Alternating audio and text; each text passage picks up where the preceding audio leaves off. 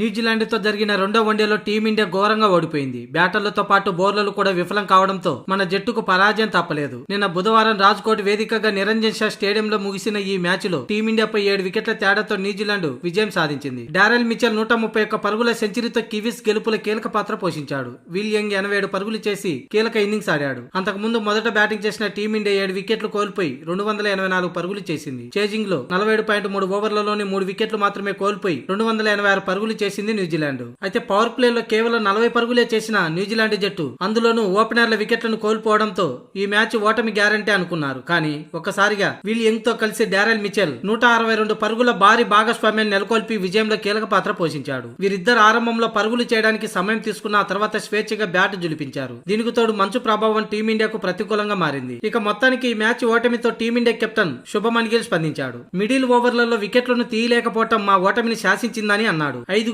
ఫీల్డర్లు సర్కిళ్లలో ఉన్నప్పుడు కూడా వికెట్లు తీయలేకపోతే ఎలాంటి మ్యాచ్ అయినా గెలవడం కష్టమవుతుంది. ఒకవేళ మేం ఇంకొక 15 నుంచి 20 పరుగులు అదనంగా చేసినా కూడా ఓడిపోయేవాళ్ళం. క్రీజులో ప్రత్యర్థి బ్యాటర్లను సెట్ అవ్వకుండా వికెట్లు తీస్తేనే గెలుపు అవకాశాలు ఉంటాయి. బౌలింగ్ లో మాకు మంచి ఆరంభమే లభించింది, కానీ మిడిల్ ఓవర్లలో వికెట్లు తీయలేకపోయాం. ఆ సమయంలో న్యూజిలాండ్ బ్యాటర్లు బాగా బ్యాటింగ్ చేశారు. మిచెల్ యంగ్ వికెట్ ను తీసి ఉంటే ఫలితం వేరేగా ఉండొచ్చేనేమోనని శుభమన్ గిల్ పేర్కొన్నాడు. ఆ భాగస్వామ్యం ఓటమిని శాసించిందని పేర్కొన్నాడు. ముఖ్యంగా డారెల్ మిచెల్ టీమిండియా అంటేనే రెచ్చిపోతున్నాడు.